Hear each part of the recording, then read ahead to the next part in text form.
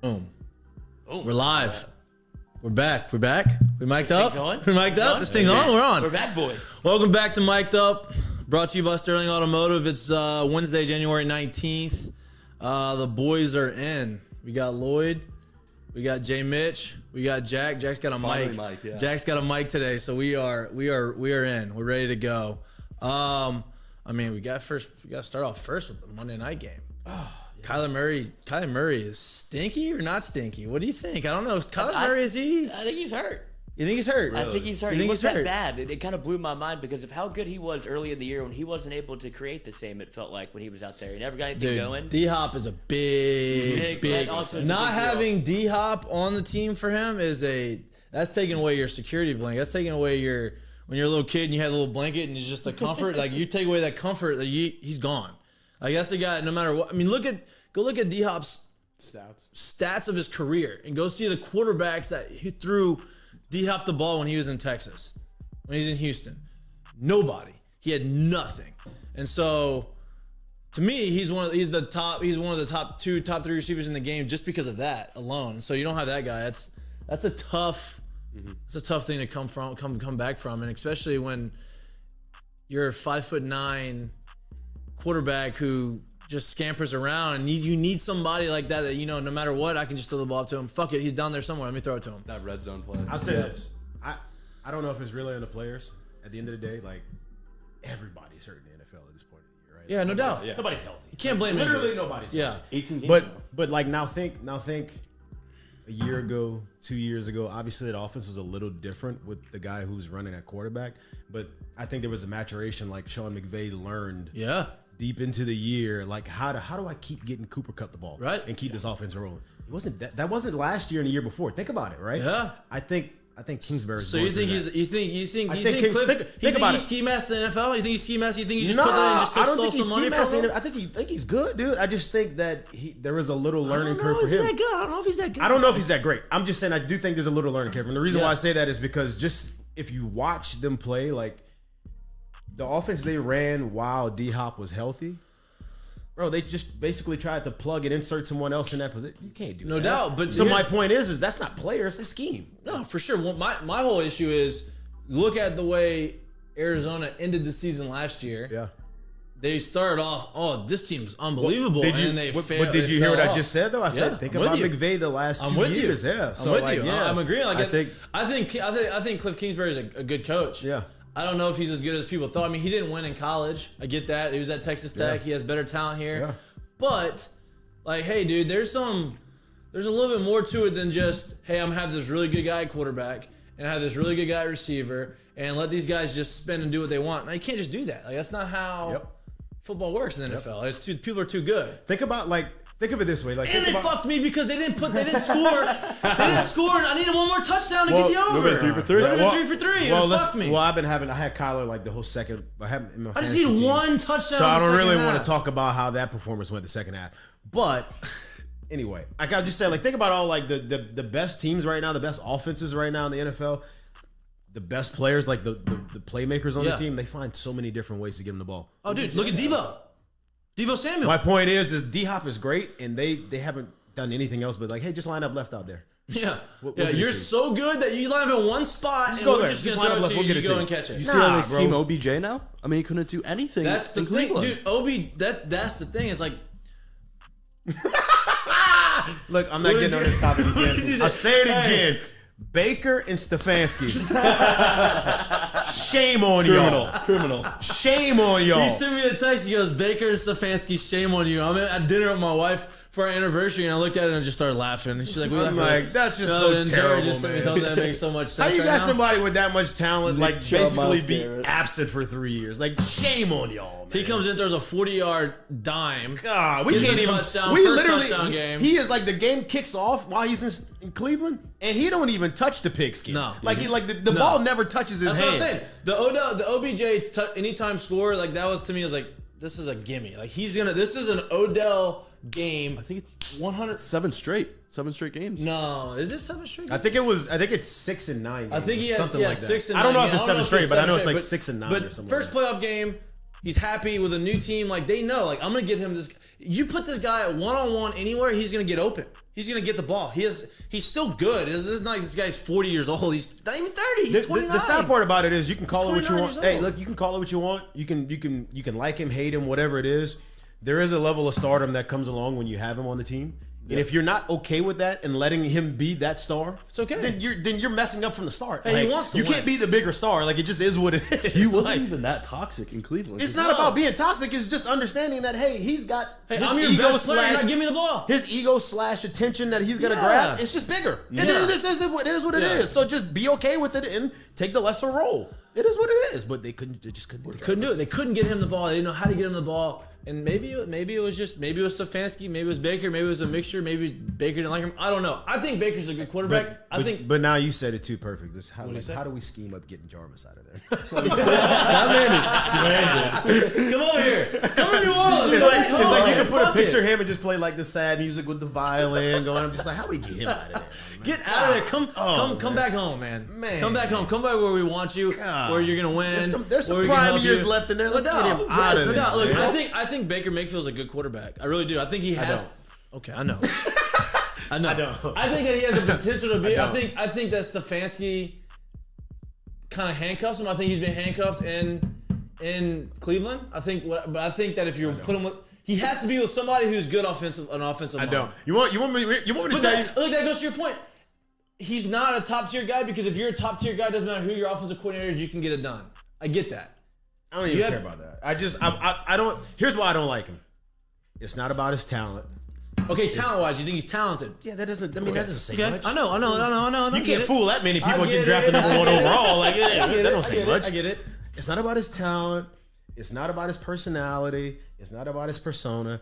I hate his decision making, right? Mm-hmm. I actually sat down there and watched that whole video Odell put out there, and I wasn't paying attention really just to Odell. Like, I'm just kind of like watching OBS, Odell Beckham Sr. So like I'm just watching the whole thing, right? And so like now it opened my eyes to seeing stuff, and I'm just like there was one play like that video was like 12 minutes long. There was one play that was like 8 minutes into the video. Remember that game earlier this year that the Browns played? It was like 40-something to 40-something. It was an overtime game against somebody. Right. Bro, there was like a third down play. Oh, who was that game with? I don't remember. Maybe it was an unbelievable game. I get it was an overtime game. Yeah. Bro, it was like a third down play in the fourth quarter with like 2 minutes or less to go. And I'm thinking to myself, all right, who's on the field right now? Who are my playmakers? It's like third and short, too. Right. They dropped back to throw a pass. There wasn't a person within 5-yard radius of Odell. He never even looked that way. Like, his eyes never went to him, right? So I'm like, all right, so that's the one play that opened my mind. Okay, and then when I was sold on I don't like him is because you played high school quarterback. I played high school quarterback. Passing games were not that complex back then, right? No. Agreed, right? Right. But the one thing everybody did have was a boot pass. Yeah. It didn't matter if you ran out of Right. it didn't matter if you ran a wing T, it didn't matter if you ran an I formation. You're rolling out. You had a boot pass, Yeah. right? So how's that pass play work, right? You let's say if we're gonna boot left, we're gonna fake right? There's somebody dragging defense across. going here. There's someone going to the flats. This guy's either running. If there's no backside like post, there's like a comeback on the side, right? There's three levels to it. Which one's the number one? Usually. The flat. Or the drag route. The flats, route. the emergency flats, like route. if you see him right away, yeah. So that right. last game hot route. Yeah, that last the game guy they comes played off against the end, yeah, for Steelers, they had a boot left. There was the flat guy, the fullback out of the backfield. The tight end was coming across, and then there was a receiver running a deep comeback Right. on the same side. Throws a deep The comeback. tight end didn't have anyone covering him. He didn't even look at him. He throws the deep ball and throws the pick. I'm like, I'm off you. Yeah. That's terrible. I Like, get it. that I lets get me it. know everything I'm I need with to know you. about you. I'm Your with you. decision making's trash. I'm with you. I'm off. Does he remind you of Andrew Luck? Super talented. Who? Just Baker Mayfield. They're mean, Andrew Luck super is great? talented. No, but no. Andrew Luck would make awful decision makings. He would throw so many interceptions. No. I like Andrew. I don't know. I like Andrew Luck was the nerd that was really good in the NFL. I thought He would force it. yeah, but he also didn't have. The line, I get it. He had no I line. think Andrew had a whole lot of Peyton in him, if I'm being completely honest. I liked it. I thought no, he did throw more interceptions, but he didn't have. Peyton threw a ton of interceptions young too. Yeah, I don't know. I think I don't think I wouldn't consider. I think the better comparison is Jameis to Baker Mayfield. Baker, because when Baker makes the mistakes, he tries to throw the ball deep and he tries to force the issue. Now he doesn't throw it as much as Jameis, so he didn't have the 30 interception, 30 touchdown passes, but that's kind of what like Jameis wasn't. Now Baker is a little bit better underneath than Jameis is underneath. Jameis has no touch game. Like He's got an arm though. Jameis throws, the arm only goes so long. Jameis is a PO. He's a pitcher only. Jameis Don't tell him that, dude. He can't He's out throw the there in the ball from the mound and outfield. throw it to first base. No. He's throwing. He can throw somebody out from center to home, but he ain't getting anybody. He can't lie. He can't until you get to 120. It's not. We don't need a runner on second No. with nobody out in the No. bottom of the ninth and Jameis on the mound because if they bunt, that thing might go to right field. I think that's the better comparison, and that's why I go back. Because this is my hot take, and I don't think it's going to happen. I don't think we're ever going to get him. But I think that Jameis was able to get reeled in by Sean Payton. Mm-hmm. I think that Baker has the ability to do that too, but he has to be with a top-tier offensive-minded coach. That's what I think. We're not. This show's not about Baker Mayfield and Browns. I just thought I just kind of brought it to it. But, let me talk about how good my bets were this weekend first, okay? Let me talk about how Odell scored and Cha-ching. the Rams. Cha-ching. Did not win the over because of fucking Kyler Murray. Kyler Murray should have scored a touchdown. He needed one touchdown. He didn't score. 11 points. I just needed one more touchdown. Just get in the end zone. They held him to a field goal with 6 minutes. They kicked a field goal. I'm like, oh, this is perfect. This is gonna be a desperation touchdown. The game's over. They had no business kicking a field goal there, but they did. Yeah. Game's over with. Just give me a little trash tutty, and they didn't. They did not do it, and I'm watching, and I could feel it. You know what? I'm like, this is over. I'm turning the game off. I'm going to sleep. I didn't even want to watch the last 3 minutes. I knew they weren't scoring. I had a minute where before I bet on the game, I talked with our other guy, our in-house guy, Noah, who has virgin eyes and ears, and he's never been. The guy or? No, not that guy. This is my little protege that I'm looking. But he doesn't. This is the guy who's lawyer's trying to corrupt. Yes, he doesn't look through it through a gambler's prism. He just watches the game because he still likes sports. So I asked him for advice on these things. He's like, I like Rams money line, whatever. And I was like, okay. Then I was in the car. I put the Rams one in. Then I was like, kind of like the under, and I kind of maybe a little cards under parlay. Almost did it, didn't do it. And I saw that Kyler Murray play where he's in the end zone and throws it like 15 feet. The Max Johnson? The immediate Johnson pick play? six. And then just the way that game started to go downhill, that's probably the worst feeling you could have if you're ever gambling on football, to be like, I absolutely picked the wrong team. Like, this is kaput. Points to nothing. Yeah, it's 21-0 in the blink of an eye. Yeah, and it's like, yeah. I can't watch this. Now I can't watch football anymore. Yeah, I'm just happy we hit those bets. I know our guy was 1-1 on those bets. I know he didn't. I think he sent me in a couple other bets that I didn't put in just because.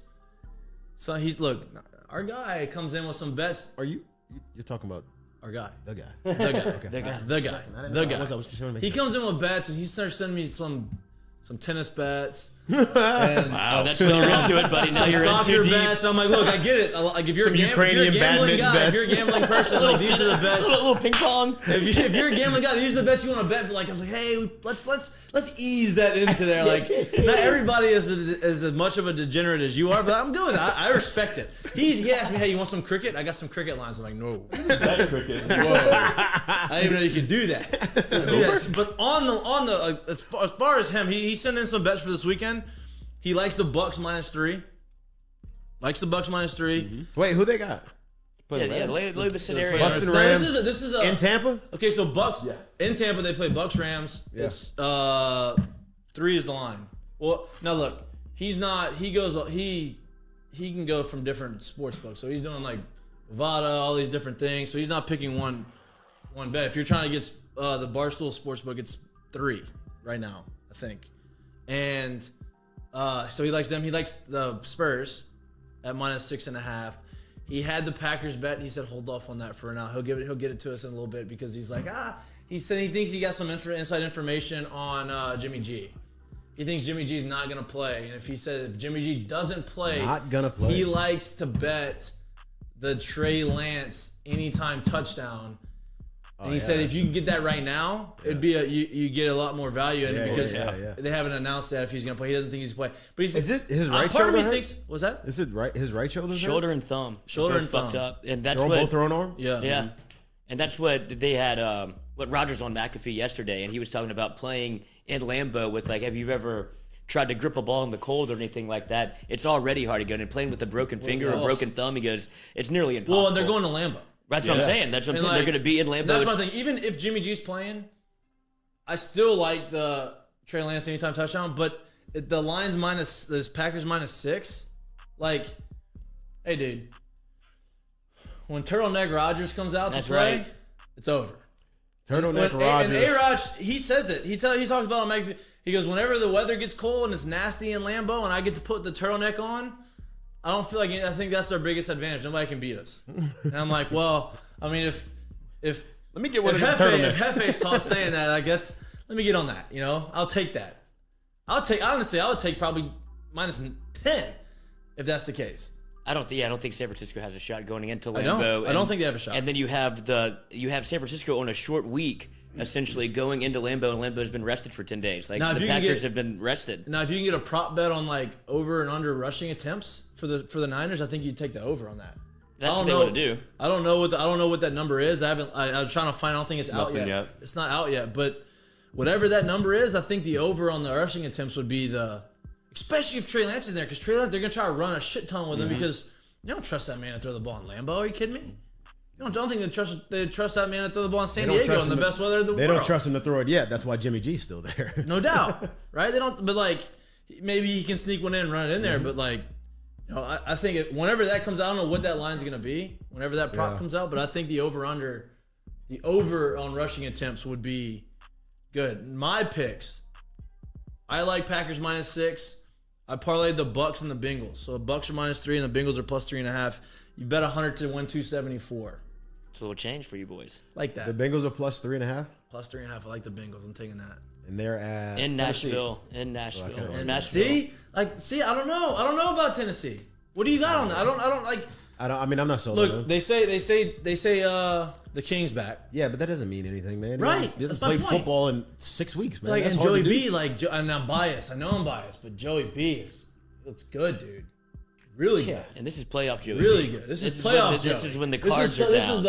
This is the tinted glasses Joey. Right. Mm-hmm. And the world hasn't seen this Joey B like we have. We're very like, you could say you're biased, but it's hard to be biased. Like, you don't really even have to say that because look at the numbers. How far do you see them going? Seriously. Like, if they get through Honestly, this round. I don't know. If they win this AFC game, maybe they Championship? can I mean, maybe they get to the Super Bowl. I have no idea. But Do you see them actually getting to the Super Bowl? No. Okay. Not this year. Okay. But I see them winning this game. I can see them. I can see them winning this game. So then it would be Bengals, and you would imagine. I just can't see them beating. Well, that's the other one. I don't even want to touch that game. Me either. I don't even want to touch the Bills Chiefs game. What's the over under on that? 55. God, that's high. I don't even want to touch that. That's such a sucker bet right there. Like, oh yeah, take this over, and it's a 22. Look at this man. 22 to 28. Look at this man. Oh my God! Look at this man coming in here for a meeting. What are you doing? Acting unofficial. God. Quarter zipping up, Yeah, dude. Watch out. I know. But 55. I mean, I don't. It's in Buffalo. There's no snow, but it is 23 degrees. Chance of dildo. Cloudy. Chance of dildo is high. High. Maybe a couple. You might get a couple. Maybe a couple. That might be the new thing. Maybe give me a little different color too. You know? I just need to see who's throwing them. What? If you work for Buffalo, you have got to get that in the team store. You start making Buffalo branded dildos, right? Don't you put them in like red and blue? Put them in like zebra pants. Change the tip. Oh my God! Oh, veiny. You see if Josh Allen might make a mold for himself. This is a really creative one. What movie was that? Was that it was Neighbors? Neighbors. Yep. Neighbors when the fraternity like made the bowls and dildos to make some money. Oh yeah. 50, but 55. I don't know. I don't want any part. It's plus Bills are +2. Yes. I don't think I can bet that game. I don't want any part of it because we had that conversation Monday. This is Mahomes and Josh Allen, and like I don't know. Made the best but this man is what win. the home field advantage does. This is what getting that home field does for you. It's like, hey, you have to come to Buffalo, which stinks gonna be to rocking. play in, and it's gonna be loud and it's gonna be Super loud. crazy, and you're gonna Very get loud. dildos get thrown at your head. Like it is. Do you like that? Are you okay with this? I'm not one to judge. Yeah, well, I I'm mean, not one to judge. There's a reason to do it against the Raiders. I'm not one to judge, but that I don't know. I don't want any part of that game. I like the Bengals. I like Green Bay. The Rams scare me with the Bucks, but I can't go against Tom. No. Can't go against Tom. So back to my bets. I like Packers -6. I'm parlaying the Bucks and the Bengals. I like LSU tonight +4. I know that's going against what people like here. I don't know. I wish there was a prop bet on if Will Wade and Nate Oates got in a fight. God, who would you take? I think Nate Oates got a little more chest on him than Willie Wade. Yeah, I think I don't want to. You don't back a rat in a corner. I think Will's got a little more fire. I think Nate Oates maybe a little bit all bark, no bite. You know what I mean? What time's that game start tonight? 6. 6. It's +4. I have LSU's catching 4, so I like that. I like the over too. The over's 48, 148. I mean, so I like. Wait, it's up to 140. It's 148 right now. That's what I got this off of Barstool Sportsbook. Yeah, so I saw it at 150. Yeah. So Barstool Sportsbook has it at 148. I like that. Over? 150 over the 148. 150, but the 140 under 150, like it's 140. I like the over. Alabama shoots threes. Like they're a 3-point shooting team. LSU's not good at the half court sets. A lot of long rebounds, a lot of transition points. I just think that they're going to score more than they have in the past, the last few games, just because they're have to. Yeah, well, they're going to have to, 1 and 2, because of the being able to get long rebounds and push it. Now, I don't know if Pinson's playing yet. It's a game time decision. If Pinson plays, I think that goes up. I think they definitely go over, and I think they definitely win. But if he doesn't play, I still think we can pull it out. Well, you don't like me. What do you scheming? No, it's just a tough line because if you don't play, I mean, Pinson needs to play. But see, he has to play. Saw what happened in Arkansas. I mean, they need him to play. It is painful watching the half court, but you brought up a great point. There's gonna be a lot of threes.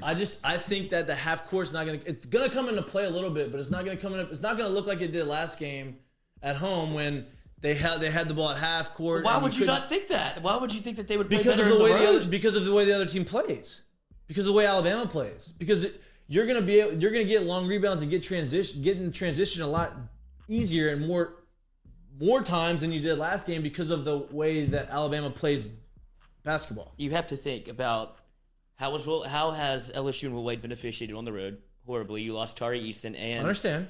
So you're going to lose probably Efton Reed and Tari Eason at some point in the game in foul trouble because you can point to any game on the road and say that's not me. Like, I'm not fishing there. Like, that's what's been happening. LSU's been getting officiated very differently on the road, and you can see their play style. It doesn't really that aggressive defense can get almost away from the officials at a point. They're so aggressive. They call fouls. And if you don't have those bigs in there to get those long rebounds, they're just going to keep kicking it out and shooting more threes until one cashes. Well, that's when you need someone like Brandon Murray on those long rebounds. He's 6'5" and all 215. Yeah, he's a football player. And Tari getting the long rebound and taking it coast to coast. Like, Tari has the ability to get the ball, him, and then you don't have to pass it. Just take it from one end to the other and throw it down. Like, so against Arkansas, the fake, and then he slammed it. That's my point. It's like, I think that I get what you're saying. Yeah. I get the referees, like all this stuff, but I think if transition games, it's gonna be harder for them to call fouls on us on the half court sets because we're not running screens, we're not pushing off, the ball's gonna be kind of more into what LSU wants to do. There's gonna be a track meet.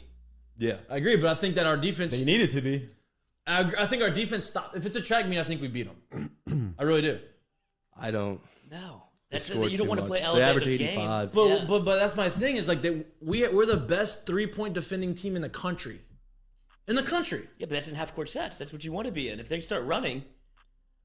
Yeah, but I'm talking about running from on the offensive side. I'm talking about if they're missing threes and we're a good defending team and they're not making their threes and we get it and we're running on the other end. That's unless you can score points. That's what I'm saying. And then you get gains kind of in the open court. I trust our defense right now to say, okay, we're going to keep them below their average. But see, I think our defense will keep us in any games, is whether we start making shots or not, right? And that's my thing. That's why I think it goes over. And that's why I think LSU wins because of the transition off of the missed three.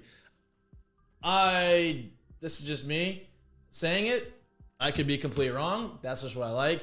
I'm sure I'm going to get some text messages from my friends who are a lot more gambling savvy than me and say, hey, you're an idiot. But I'm going with it. I just feel like it's my story. I'm sticking to it. There we go. Bama's in caged animal mode. They started very high in the season, beat a great Houston team, and they've lost 3 of the last 2. Like, the season right now is teetering right now. Yeah, but and you have a very good team. I understand that, but LSU came off of a bad caged loss animal too. mode too. You know what I mean? That's my thing. And it's like LSU lost them in the SEC championship game. There's always that. They remember that. I know that. That's my point. That's just going into Bama. It just seems like it's just something that just the way LSU's been officiated, just the way that people have doubted, talk shit on Will Wade, all of this stuff. It's a big statement game. Now they're going It's a huge to statement Tuscaloosa to play against Nate Oates. It just seems like this is like, I wouldn't be surprised if LSU won by 15. You know what I mean? Like, So that's when you'd get money line.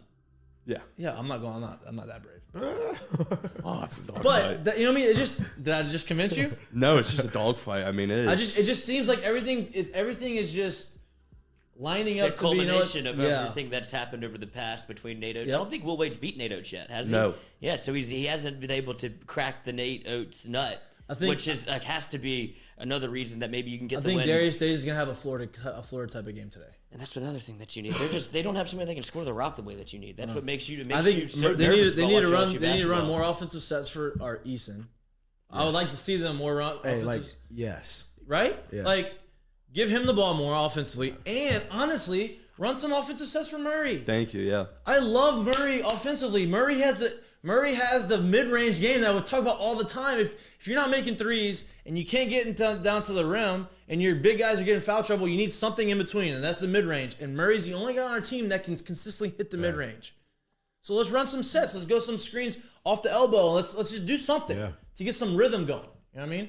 But that's my best. What do you have? What are yours? What do you got? I might be going opposite. That's fine. I like that. Yeah, I like that. I like that. I don't want to bet against LSU because my initial thought was the LSU bet I've done like pretty much all of year that's been cashing a lot of tickets is LSU and the under. Right. So I already put the under in. When I saw the fine. number at 150, I was just like, You got a good one. yeah, I mean, I did the quick math. I was like 75. It's tough for.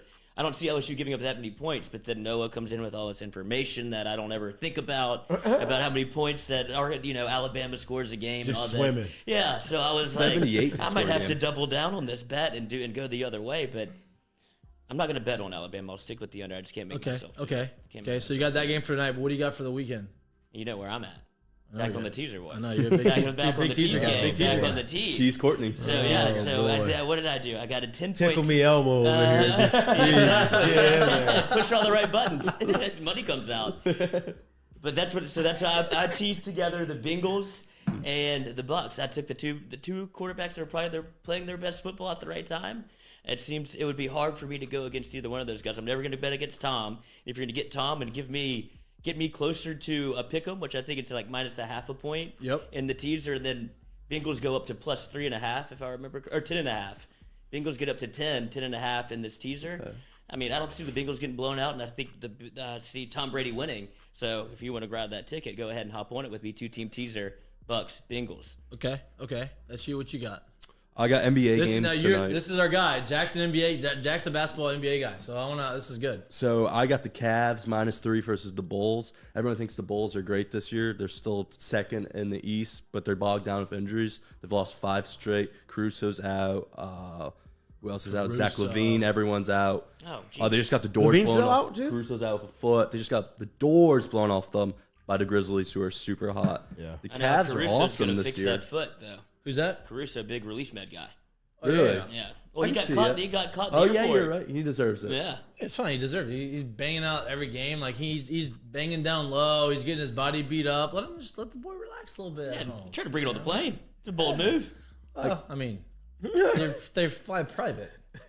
Obviously not if he went through TSA and got. I mean, there's a reason he got Caruso, caught. he can do it. He I wasn't mean, with the team. This was on that's- like that's the vacation. issue. I'm about to say, that's you that got to get your wasn't- numbers Well, that's up. him. That's him just getting a little cocky. being a little too cocky. Yeah. He probably got high before. Was that it's like, post oh, ring? shit. Let me tell you this. They don't give Yeah. a shit. Okay, yeah, I mean, he's riding that high. They don't don't- care about having a little grinder. little stuff in there. You know what I mean? Team Like, flight, they don't even tell you airplane mode, bro. They don't care. You want to if fly you're this flying- thing? even if you're You can go flying- in the cockpit on the phone when they take it out. They don't care.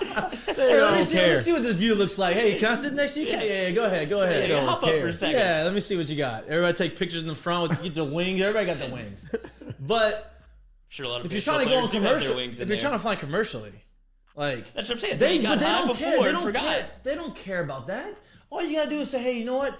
I'm not gonna be dumb or cocky. I'm gonna put this underneath my back, and they're not looking for that. Nah. But if you find it, Nah. they're gonna have to say something about it. That's just him being cocky. Okay. Anyways, what else you got? Arrested So in it was Texas. Cavs -3, and I found one player prop bet. They're not out, but I was able to find this one. Joe Mixon over 62.5 rushing like that one. Love yards. that one. Rushing yards? Yes. Yeah. The Titans are the 28th worst rushing defense I do like that a lot. in the league.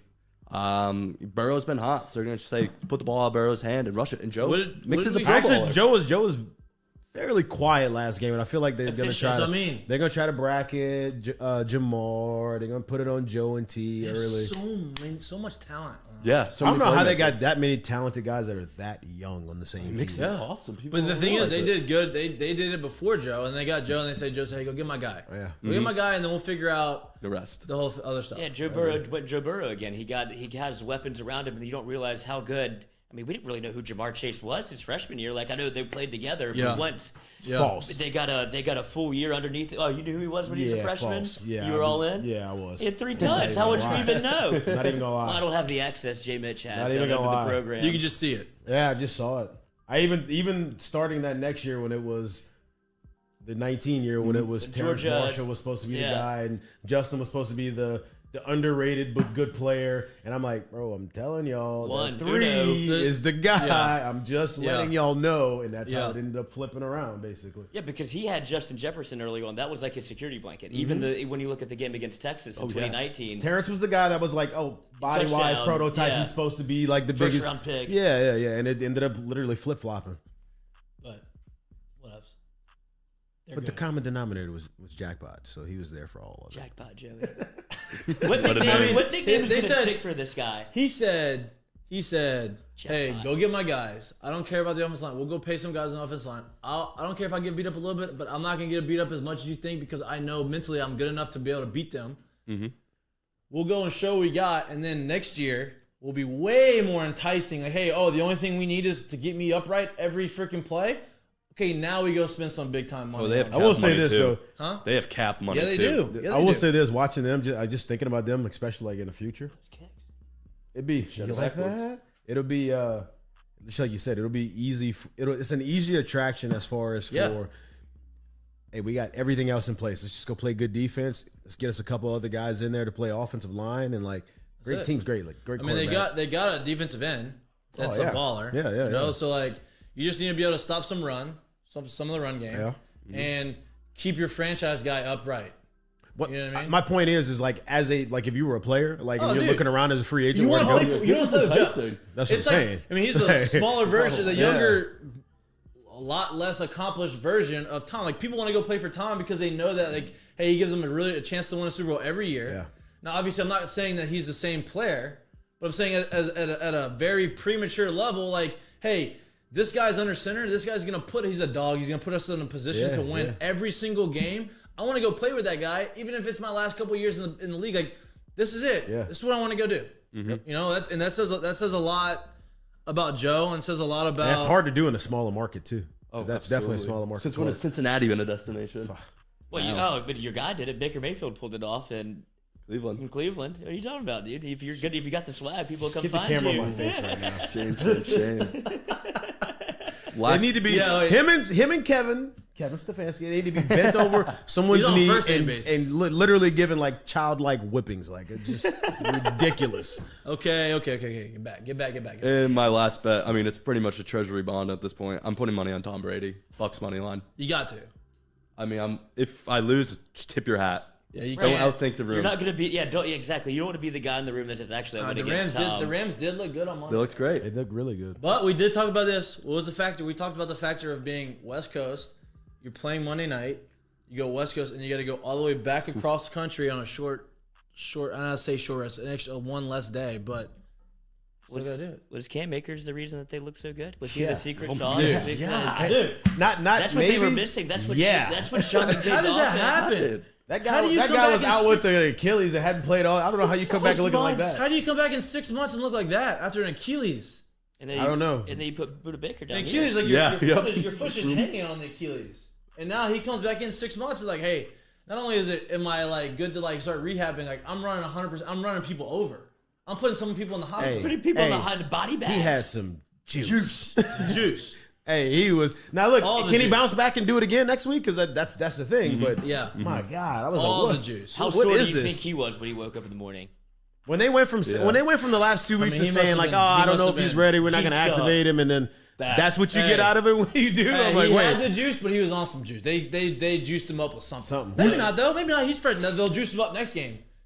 He'll Probably be sore. so. He'll be sore. He's gonna be sore He's next gotta game. be Maybe sore. the first game, like, hey, you're fresh. You haven't Yeah. you haven't had any wear and tear all year. oh, you look good. I'm sore. Oh, you'll be all right. Yeah. How hard is it for, like, I mean, y'all obviously play professional sports, still do, to have an injury like that and be able to come back your first game? It looks like he wasn't even thinking about it. Like, it would never enter his mind that he had popped his Achilles. Psychologically, it's hard to do that That's the what I'm first saying. game. I don't understand, like, how much was he able to do at full speed before? Right. Like it's 6 months. Like, how were you able to be able to do? And you're never gonna be full speed. You're never gonna be moving as fast as you are on the field. Like right. you can try to can't train that simulate way, that. but you can't simulate that. And like this guy is making cuts, jump cuts, and he's running people over. Didn't even look like he cared about his Achilles. No. And conditioning was on point. Like, he looked fresh instead of, like... I don't get it. I was good saying for them. physical therapists who worked with Cam Akers, update your resume. Go apply for No the craziest doubt. job. Like, I did that. Yeah, What do you no mean? The doubt, resume literally dude. just needs to be Cam Cam Akers. Akers. Cam Akers. I mean, you want to know what I can help you do? Just go watch this game tape. That's all you got. Yeah, unbelievable. I mean, that I used to don't be like understand. a year-long injury. I don't understand how that's. I mean, you broke your ankle. Not broken, but I mean, Well, broke it. You fucked your ankle up. Yeah. And you're for his first spring training yeah, with the White Sox. yeah. And Ken like Griffey how. did? More. Nah, I wouldn't say. But like how, like coming back from that, like you probably didn't feel comfortable 100% until like what, a year? 6 months into it, You weren't ready. you're medically cleared to go play in the fall league, and I'm like, boy.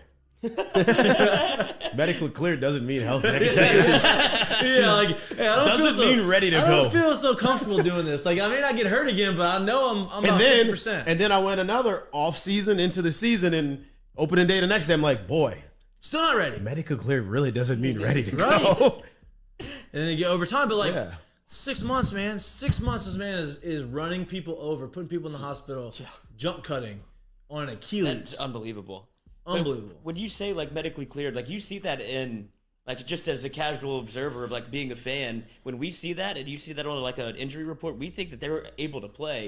And you're saying, like, that's not even close to the truth. It's just a piece of paper they put out that says, yeah, we evaluate him and he is medically, like, I guess in their mind, what, like, you're healed? Imagine like Jimmy G. Jimmy G's going to be medically cleared to play this weekend, but that doesn't mean, one, the strength and whatever he needs to do to perform at whatever level he was at before is going to be there. But you're medically cleared. Like, that medically cleared literally just means can you go out there and do it.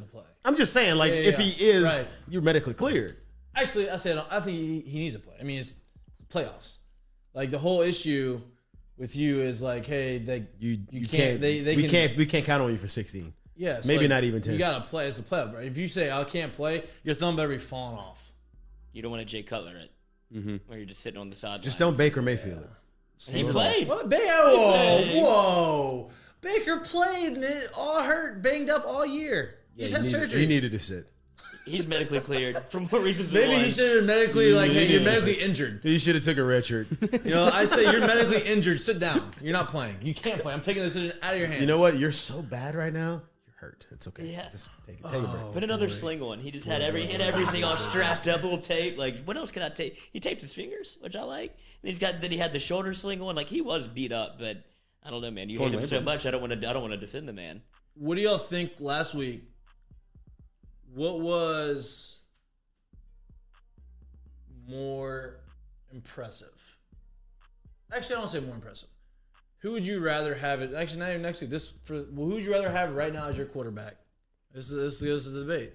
Would you rather have Mahomes or would you rather have Josh Allen? Like right now? Like right now, you can still use what happened in the past, like Super Bowls and MVPs and all this stuff, but like right now, because Mahomes came to a team that was in the AFC Championship game before that. Ready made to win. I don't know. I'll literally just say, I would say Mahomes right now, just simply off of resume. I think I agree. Just off of resume, but like both of them, both of them came into situations where there's so many playmakers around. If you told me in 5 years from now, you look back in 5 years, you say, "Oh, Josh Allen's got 1 or 2 MVPs and he's got a Super Bowl MVP and Super Bowl win," like I wouldn't be shocked. Yeah, not at all. Not You at know what I all. mean? Not at all. Like I'd say Mahomes right now, though. Yeah. I think that with quarterback test takes a lot of time for you to be able to kind of grade those guys. Because Josh Allen still hasn't really proved it yet, right? Like even he played well in the playoff game, but whenever it got into AFC championships I last get it. year, Right. he hasn't been able to really break through, and that's something that I'm not a big like resume builder guy. That's not the reason I would pick somebody, but Josh Allen makes me like. If I were the coach, I'd rather Pat Mahomes have the ball with 2 minutes left. Yeah, no, I'm than with you. Josh I'm with you. Allen. I'm Like, with if you. I I'm could with you. pick a guy to go in. He's closed the gap. I think. Yeah, but Yeah, I just, he's not there he yet. goes like full He's not fuck there it yet. mode, and Mahomes does too. Yeah, he's not but there yet. Josh Allen can make some mistakes where you're like, what the fuck was he looking at? And I know that Patrick Mahomes takes those chances, but Josh Allen, like he's pitching it. Like, he was running 30 yards down the field last year. And he was trying to pitch it back. Yeah. It's like, buddy, there's 4 minutes left in the game. We're good. Yeah. You don't have to do all this yet. Right. The game's over. The game's not over Yeah. yet. And he was acting like it was the last, like he was T-ball and he was the last Hey, batter. it's desperation time. Yeah, it's not. It's not desperation Yeah. time. Okay, switching gears back to LSU sports. Close to us. Baseball team got rings in the top 10. Top 10. Top 8. 10. What, 8 right now? Really? That's what they Now, then the SEC in general has, let me read 6 this for guys. 6 of them. you. Arkansas is number 2. Vanderbilt's number 3. Who's one? Who's the one? Texas, I believe. Is it Texas? Yeah, they'll lose like they always do. Arkansas number 2. Vanderbilt number 3. Mississippi State number 4. Ole Miss number 5. Golly.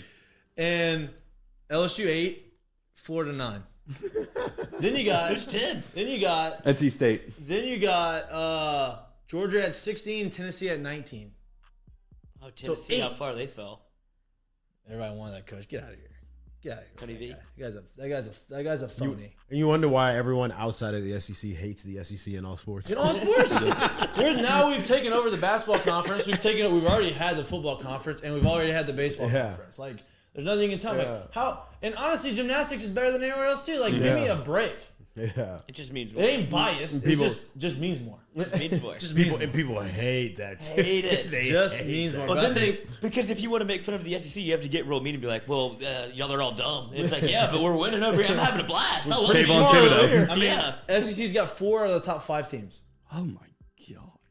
2, 3, 4, 5. It's unbelievable. LSU's 8. I think LSU will end up being in the top 5 at some point Yeah. this year. I'm glad they're not in that. I agree. I think 8's a good spot for them. I think it gives them some time. Like, hey, like 8. Like, Well, you're it just good. doesn't. First off, they're acknowledging them, but it Right. also doesn't put the pressure on them from day one. And it's also saying, hey, you're also the 5th best team in the SEC. That's what I'm saying. Like it's also saying that too, which I think is good for this team, the players. Right. I think that from what I've seen about Jay already, I think he goes about stuff Oh yeah. pretty work hard, Oh, yeah. like pretty workaholic and like pretty hard. So which is great. But I think the players needed some, in a way, a pat on the back. But you have a lot to chase. Well, it's all going to come down to pitching for them. Yeah. You know, like, I mean, they're going to bang. They're going to be able to rake. They're going to have guys that are going to score runs, but you're going to come into like it's the SEC. You have all these guys all these teams that are ranked super high. Like, you're going to come into top 5, top 10 picks in the draft on the mound. Yeah. You know, and like, hey, those guys aren't supposed to give up hits and runs. And they're, you know, maybe you average 7.5 through the course of the year, but against those top tier guys, you're not going to score 7.5. Well, I was about to say the difference is right It's not now gonna is happen. on pretty much every Friday and some Saturdays too in this league. It's can you find a way to get like the dirty runs and just Yes. scratch stuff across? And It's so Jay came on Jordy's show the other day, and talked about how his philosophy as a hitting guy. Mm-hmm. So his philosophy to his guys, like, hey, it's not about just driving the ball over the fence. Like, yeah, we want you to be that guy, but also understand that like there's productive outs. You have to have an approach. You have to have an understanding of what you're trying to do, and runs are the most important thing. So like getting guys in, understanding the situations, like that's all going to come into play. Like winning baseball plays, like you can have 4 hits but score 5 runs because guys are getting on base. If you have a guy, you have to be able to get those guys in. And I think that's what we're going to be able to do. We just have to find some guys on the bump that can prevent the other teams from doing the same thing. It's easy, boys. Pitching, defense, and timely hitting will win you a lot of baseball games. Right? For sure. It's more fun to watch teams Yeah, that but bang the I would ball love over to the see fence people now. bang them out the. I like to see a guy. bang them I like out to the see a guy park. pumping cheese on Friday night at about 98 and giving the 7 shutties, and then the boys in the lineup getting about 4 or 5 homers. Yeah. That'd be nice. Yeah, Let's get to that. Let's do that. Let's do that.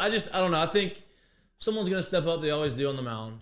what is the projected amount? Like what is the projected I don't think weekend they have one. rotation? He didn't really have They an got a answer either. transfer from San Francisco, so he had Tommy John, but he pitched in the Cape this year and threw a 2.5 in the Cape. So I was in ERA, there- that's unreal. Yeah. Coleman might be the third They starter. like him. I think there's just some like some of these young guys that are good. There's some growing It's just up. a whole bunch of unknowns. Yeah, there's some growing up. I think they have a lefty that they got as a transfer. They That could throw in Hilliard. Tell me LSU baseball is a left-handed pitcher? starter. Oh, Possibly. No. This guy has movement on his stuff. I think he throws can touch low 90s, but can move the ball around, can throw strikes, which is good. That can be your third starter, and that guy can win some games. No, for LSU you. baseball had a left-handed pitcher. I think they had one last year and zero the year before Lane that. Mestape? Was it Yeah. Labus? AJ Labus was only lefty. God, I hadn't heard that name forever. Lane Mestape with the guy? Didn't he hurt his arm in the dog pile? Yeah. So he couldn't pitch in Omaha. Yeah. God, sorry, Lane, dude. If you're listening to this, I'm sorry. Sorry about that. That was a tough break. We still remember you, man. Tough break. You were great. Great freshman of the year, right? Yeah. Yeah. Is that something that y'all think about during the dog pile? Or you get the pitcher out of there, Hey, we're in the outfield, coach. Yeah, We're in the outfield. good. I'll be honest with you. We're the top ones. So we dogpiled my sophomore year to go to Omaha, and I had this huge strawberry on my knee from sliding. Somehow when I dove onto the thing, somebody's cleat hit it, and it took a chunk of meat out of my knee.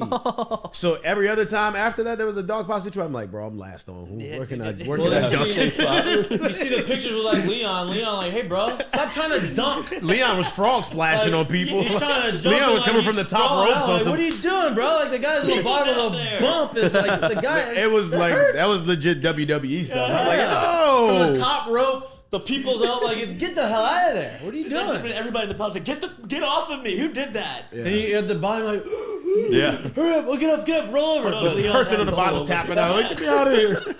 Leon was like, hold on, I gotta do my move. And usually that's the case. Your ace is on the mound. Yeah. Right. You know, so He's or at the your bottom. closer, and you're like, oh man, this is not good. But Yeah. we avoided it. You know, in Omaha, Lewis Coleman was the guy who was the dog pile, and Chuck Micah the Gibbs glove. had the best form tackle, face mask right between the chest, and just fell Gibbs over. went literally belly to belly on that thing. He just bodied him up right there. We're going down. Oh man, but yeah, dude. So I don't know. I think that the 8's a good spot for them. I think they're gonna be really good. I think they're gonna end up being a top 5 team. They're gonna be a host. They just have to. They have some question marks. It's so early. Right. We haven't seen them play yet, in scrimmages. But I don't think anybody's gonna be able to compete with the lineup up 1-9. I got a hitting question for you. So Yeah, go for Jay said the philosophy is just to make it hell on the pitcher. What would that mean? Not bite in, don't swing at balls, try and foul. So basically, what that means is honing into hey, we're gonna be very disciplined on we're gonna understand the strike zone. So no strike balls and strikes. Spitting right? a lot. We're gonna understand our approach as a hitting team, right? We're not gonna just swing at every pitch that's a strike. No, there's good strikes and bad strikes. Understand it and disciplined enough to stick to it too. Right. That's Right. two different Understanding what things. you're trying to do, but being able to actually do it. Yeah. In the heat of the moment is a big difference. So that, and two, hey, you get 2 strikes, I know that now in baseball, striking outs, they don't care, and I get it, that's fine. But those teams that foul off pitches and foul off pitches and foul off pitches and foul off pitches, maybe you have a 10-pitch at bat and you still strike out, but hey, this guy had to work for that. Just be a tough out. Tough Yeah, out. literally just a and tough that's just out. it's mentally exhausting on No these easy pitchers. innings, no single Yeah. digit pitch innings, just literally tough outs. Yeah, it gets exhausting on these guys. And that's when he cracks and throws and that's it. The more pitches you make this guy throw, the more opportunity is he's gonna make a mistake, and you can take it Because especially now, where you literally either, for the most part, even in college, for the most part, you got starters and then the rest of for the most part, 1 inning guys. The best way to do it is if I get this Friday night guy in here who's shut down, right? He's really good, but I got him at 80 pitches through 5. Well, then now they got to bring guys in earlier. Those guys aren't fresh for the next day, so somebody else is gonna have to go longer. So then now that wears on them. By the time you get to Sunday, they got nobody, and they got to literally string out people Right. because nobody's But selling. then you flip it on the offensive side, right? It sucks for the pitcher throwing against you, but then you flip it for the guy hitting. It's well, I got 0-2, 1-2, and I've locked it in even more, and I'm found a couple pitches off, and I've taken some tough pitches. Now it goes from 0-2 to 2-2, and now I'm on pitch 8 of my bat. I feel a lot more comfortable in this at bat. I've seen pitches from this guy. He's throwing me everything that he can throw, and I'm not. It's not even, and it's even if you go past that, it's not just that. The more pitches you see, the better chance you have of squaring something up, right? Yeah, But also, the more pitches you see, the better chance you have of knowing what they're trying to actually do to you too. And the better chance your guy on deck has of succeeding, Yeah. right? He sees more pitches. Yeah. He sees what's going on, and it's just. Just think about it puts this way: pressure. say if I have a 10 pitch at bat, no matter what happens, What do you think, for the most part, what do you think that guy's really trying to do the first pitch of the next batter? Get him out. I mean, Like he wants to strike. Bobble Like up I don't and want another 10 pitch at bat. Right. I'm trying to get this. I need to get this thing over quick, so that Yeah. allows you to be more aggressive because you're able to basically do that to the zone. Yeah, when the guy gets in a rhythm and early outs and like easy swings on pitches that probably, even if they're strikes that you're chasing, that pitcher gets in a rhythm and then you're like, oh, this is gonna be a hard, tough day. So how in practice would he create the complete buy-in? Trey Morgan is unreal at that. I've never seen someone with such plate discipline. So for me, like in like practice, the way that like your BP should have batting practice with a purpose, right? Like your game should have a purpose. So like, hey, this is my approach in batting practice. This is because in batting practice, like all the pitches are strikes, right? So you don't want to be taking all of these pitches in BP. But what you do is like, hey, this is my approach, or this is my first round. And you stick to that and you go with it, right? And like it doesn't matter where it goes, this is my approach. Then you go to the next approach, next round. And you stick with that, and that just builds muscle memory of like, okay, this is everything that you're doing has a meaning and a purpose to it, and not just going through the motions. Like we did this morning. Like it's you go and you hit and you have your routines. And then you get into like situational hitting, like all right, 2 count men on first. Yeah, you could do that. Some guys do that, but like for today, we're hitting off the machine, right? Me and Jay are hitting off the machine. And like my first round wasn't great, and but physically, I feel like I'm ready to go. Mentally, I wasn't 100% locked in. So like I was a little late, timing was a little off. It's like, all right, I gotta lock it in mentally, more so than like physically. I'm fine. Right. My body's gonna find it, but mentally, if like, okay, this is what I'm trying to do. Like, don't try to say, oh, this ball's coming out the machine, I'm just trying to barrel it up. No. Okay, I'm literally trying to see the end. I'm like aim small, miss small. Yeah. I'm gonna try to hit the inside part of this ball and drive this ball to center right field. And now you're focusing on that. You're not even focused on anything else part of your body or your swing, and things start to clean up. That's just kind of how, whatever. But we have a guest coming on in about 7 minutes. So we're going to take a little break. Speaking of getting locked in. Yeah. Speaking of getting locked in. First of all, I'm locked in right now. We'll have a conversation about being locked in. But this Greg Graber, works with LSU baseball. LSU baseball. He could. He would, yeah. Yeah. LSU basketball. He has six different teams that he works with. He's like the mental performance coach, right? And I know some people have differing opinions of like, oh, this guy's like quacks or this or that. I'm like, whoa, first of all, mental performance coaches, like that's good for everything in life, right? Not just sports, it's like this guy is like keeping sports these guys. Therapy. Yeah, these guys are keeping these guys in line. Like it's the older I've gotten and the more experience that we've gotten playing, like you understand, like, hey, there's a lot more. Like if you can clear your mind and you can just let the physical attributes of like your athleticism come out and play, that you're great. You're way better. But once your mind starts creeping in and you start thinking about stuff off the field, what's going to happen in your career, and you start thinking about all these things, well, it locks you up. Scoreboard watching. Right. Yeah. Right. The more you're thinking at full speed, the slower you're reacting. That's really all it comes down to. Yeah, I mean, so I'm excited. We talked to him a little bit. Do I even know how to play baseball? Like, what am I doing out here? You start locking yourself up. Like you don't know. You're like, man, I know I can do this, but why can I not do this right now? Like, why am I? What's the block? Why do I feel like I'm unathletic, or why do I feel like I'm uncoordinated? Like there's a block. There's a mental block, right? And it's people have grown have learned more about it. And it's more of it's not a taboo type of thing anymore. Yeah. But there's good mental coaches that just have read books and have never been able to have never been in it or been able to explain it to people. And there's other ones that like, hey, I understand the psychological toll sports and life takes on an athlete, and they've figured out a way to like, hey, implement. And it's not a blanket statement. You're different than you. You're different than me. Like everybody has their own way of thinking about certain things. Yeah. And the good ones, and Greg is one of the best, the good ones are able to articulate that and able to get everyone to understand it. So I'm pumped. He's here. He has a book, actually, Slow Your Roll. It's a great title. Is the book. So, which is an unbelievable title, right? It's like slow the mind down so the body can work quicker. Like I'm looking forward to it. Talk to him a little bit about how he manages Will Wade, how big old Willie is. That's probably his white whale that he's yeah. Willie gets a little animated, which is great. But he's better. He's not as there's no text the last 3 games. Right. That's pretty impressive. So he has 6 other teams. He works with LSU, Marquette, Rice, George Washington, McNeese State, Siena. He works with some individual baseball players. He told me he does a lot of different things, but this guy's awesome. So we're gonna call him here in a little bit. We're gonna take a little break. But is Willie Wade getting a tech tonight? Over under a half. Ooh, we can ask. We'll ask Greg tonight. Yeah. But yeah, we're gonna take a little break, and we'll be back in a few minutes. Sterling Automotive. On the.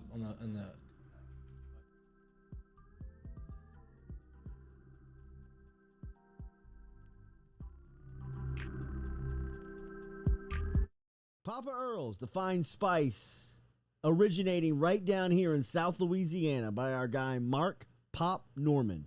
Developed it back in 2018 and won Amazon's Newcomer of the Year in 2019. They pride themselves in having 30% less salt and sodium than the leading brands at the same price point. You can find them locally. Look for Papa Earl's at Rouse's, Calandro's, Mathern's, High Neighbor, and more.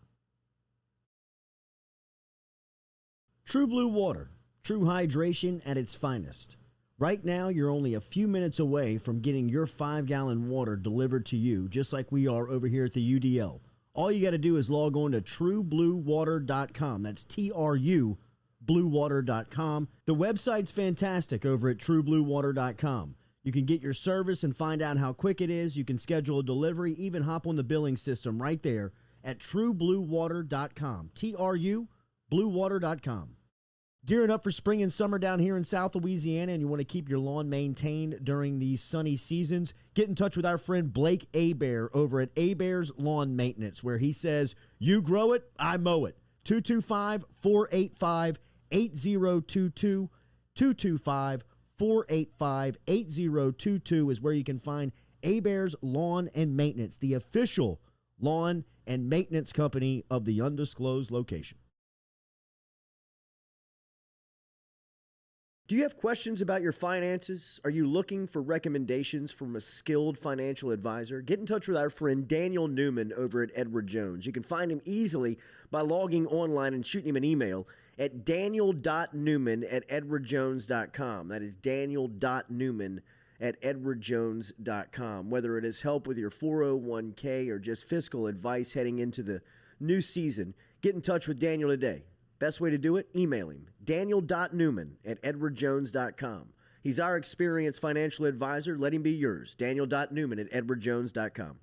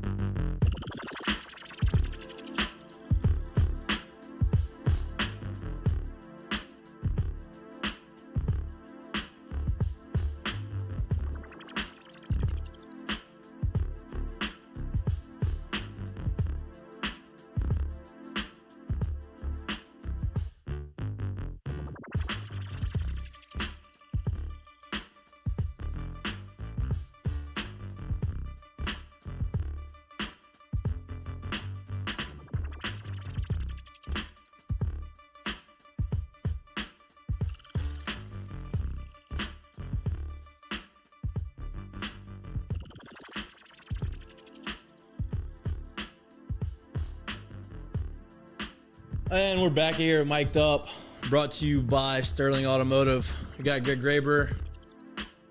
And we're back. We got Greg Graber on the line. And we're back. Cannot wait for this conversation. And I have a ton of questions. He gave me a time limit, so I have I'm gonna make sure I stay So to that you strict. peppered him on the text already. Yeah, I was like, hey, look, I can get a little carried away, but just let me know when I need to go. So, Greg Graber, he's a mental performance coach for LSU, for a bunch of other teams, author of Slow Your Roll. Greg, man, thanks for coming on. How you doing? I'm good. How are you doing? I get paid good money to work with big time athletes like you. I feel like you're creeping in a free session on me, but it's all good. I appreciate you. Oh, you sandbagger. I appreciate you calling me a big time. But you see what I'm doing there? I'm just kind of backdooring this thing. It's okay. You know. I mean, I don't blame you. I don't blame you, man. Yeah. It's all Okay. good. So, how did you know you wanted to become a performance coach? So it was weird. I was always into sports. And initially, my first career was in education. I was a coach. I was a teacher. I was a principal for about a dozen years. My wife took me to a mindfulness course way back when it was considered kind of weird, you know. Right. And it was at this yoga studio in Memphis where I live. And, you know, it was every sort of misconception or stereotype that people have about mindfulness. I mean, man, it was especially in Memphis. Yeah. You know, it's not like you're in LA. Right, exactly. Right. The bigger version of Baton Rouge, right? I mean, so, you know, it's the incense, the patchouli, the chanting, I'm like, what is this crap? This is the worst thing in the world. So I went home swearing I would never do it again and all that. To make a long story short, I was a runner. I used to run like ultra marathons and stuff back when I had knees. Wow. And former soccer player. I found an article, I think it was in Runner's World, about mindfulness and meditation from a psychological perspective. How it can enhance your performance. And I fell in love with it that way and started taking courses, getting certifications, all that kind of stuff. And started working with the first big time team I worked with was University of Memphis basketball team back when Josh Pastner was the coach. He's at Georgia Tech now. Had a lot of success and it took off from there. And then started working with our NBA team here, the Grizzlies. And then Will Wade was just starting out back then at Chattanooga, started working with him, and just kind of one of those things, you know, one coach who knows another, and you know, so it's been a lot of fun. I enjoy it. Yeah. You got just get in the network and just just grow from there for sure. That's what it's all about. How so you've been working with Coach Wade for a while. How difficult has it been? I don't want to say difficult. Maybe that's not the right word. How do you tame that lion? Yeah, how tough is it for you to rein him in? Because you don't want to lose that fire that makes him so good, right? It's funny. It's a great question. You know, we're like brothers now. We've worked so long together. I mean, I consider him one of my best friends, but it's to the point now where I can call him out for his bullshit. Yep. We've worked long enough together. He doesn't like it. It doesn't go down well, but I'm comfortable doing it. He knows he needs it. Will's great. I mean, Will, the thing about Will is most of the coaches I've worked with have been awesome, but Will knows what his strengths are, and he knows he's smart enough and shrewd enough to get people around him to help him fill in the areas where he feels like he needs to work on. And one of them was sort of the mindfulness thing. He knows how he's wired. And the interesting thing is everyone has a different baseline for it, you know? Right. I was actually going to ask that. Like everybody's different, right? Everybody interprets things a little bit differently. Everyone is totally different. They interpret it differently and they process it differently and regulate it differently. And, you know, I used to get texts from people every time he'd get a technical or do something. And I'm like, you should see him when he doesn't do his breathing exercise. Right. So, you know, it's all relative, you know. I'm assuming obviously you don't just work with Coach Wade, you work with the team. You know, and it's not, we just talked about it, everybody's different. There's not like a blanket default way of doing things. What is if I had to say, hey, what's your number one thing to tell an athlete, right? You have your elevator pitch. what would you tell? So if I'm in the elevator with you and say, hey, I have a game tonight, I need a magic pill. What do I do? And it's funny because there is a lot of salesmanship with it, because typically the ones that need it the most are the most leery of it, right? Right. So I'm like, I can teach you how to have more control of your thoughts and emotions instead of them controlling you. Well, I don't really need that. No, you don't need it, but it's a performance enhancer. It's a difference maker. Right. And I'll tell them, I can show you some simple exercises that you work on a daily basis. Why would you work on your body every day with weights and conditioning, and work on your game every day in practice and putting up shots, and you're not working on your most important asset or liability, which is your mind? Makes no sense. No. Then, people, it's hard because it's hard. Yeah, you played on an extremely high, the highest level. You know the deal. On that level, as you know, everyone's a great athlete. Everybody has skills. Everyone has the techniques. It's the mind, right, that separates it ultimately. No doubt. And that I would say, my lowest point of my baseball career was 2019 when I got designated from the big league roster. And I would honestly say that the 95% of the reason why I didn't have success was because of the mental part of the game. How much I let it eat me up, how much I let, one bad performance go into two, go into three, ended up going into 23 straight at bats of me worrying about what's going to happen if I don't get a hit, as opposed to worrying about, okay, what do I need to do to put myself in the right mindset in order for me to succeed? I may not have that success that first game, but over time, you're going to get that. You're going to eventually have it, because the more you think about and the more clutter's in your mind, the less athletic you're able to be, correct? Oh, without a doubt. So my mentor is a guy named George Mumford. He's the guy that worked with Phil Jackson. Oh, wow. The whole Zen Master. The Zen Master, right? Yeah. With the Bulls and the Lakers and the Knicks and all that. And he has this great saying. It's exactly what you're alluding to. You can't be in growth mode and survival mode at the same time. Wow. I love that. Mentally. You can't. If you think about it, if you're too worried about not hitting the ball, then you're taking up so much cognitive space in your mind where you could be focusing on actually hitting the ball. But we all do it. I mean, I work primarily with athletes, but I work with corporate individuals as well. For whatever we do, whatever task or job, we can all fall into that. This is good for everything. It's good for kids at school, for executives, for athletes, Well, that's what I was gonna go to next. Like, I don't think people realize how much goes on in an athlete's mind. It's not, oh, we're on the court and it's time to play ball. Like, when you become a professional, you have life, you have family, you have the same normal issues that creep into your mind that everybody has, but you also have to go out there and perform at the most elite level of all athletes. Right? It's like that. Yeah, and it's ridiculous. Yeah, how do you separate that? Yeah.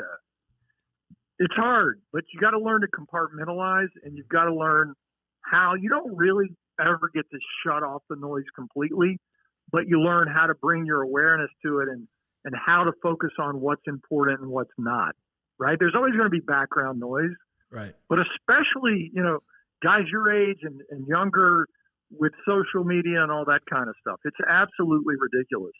And I think a lot of people don't realize, you'll still get the occasional fan that'll say, they don't have stress. They're going to college. They're getting a scholarship. Stress. I had 2 part-time jobs in college, blah, blah. They don't get it. You know how it is. Yep. When you're playing on that level, on the university D1 level, it's like being in the Army. I mean, you're up at 6 a.m., you're watching film, you're conditioning, you're working out, then you're going to class, then you're going to practice, and then you're doing team stuff. I mean, it's like night and day. It's a lot of stress. Mikey obviously mentioned a little bit of having to compartmentalize or having family issues or anything like that. Is it, when I mentioned the name Tiger Woods, how would you be able to put that in perspective of what he was able to accomplish while he had literally his entire personal life was crumbling around him and he was able to keep it hidden almost? It was like he was 2 different people. Yeah. Man, you would probably need Sigmund Freud for that one. But, he's got, wow, that's tough. Not knowing Tiger personally, but just knowing about his background. One is I think he learned how to compartmentalize and probably deal with his inner game because his mother is Asian, and I think they sort of taught him mindfulness stuff. Like you see him breathing and meditating and visualizing and all that. I think that really helps. Two, having watched the documentary a while back, Earl with his sort of mental toughness training on Tiger.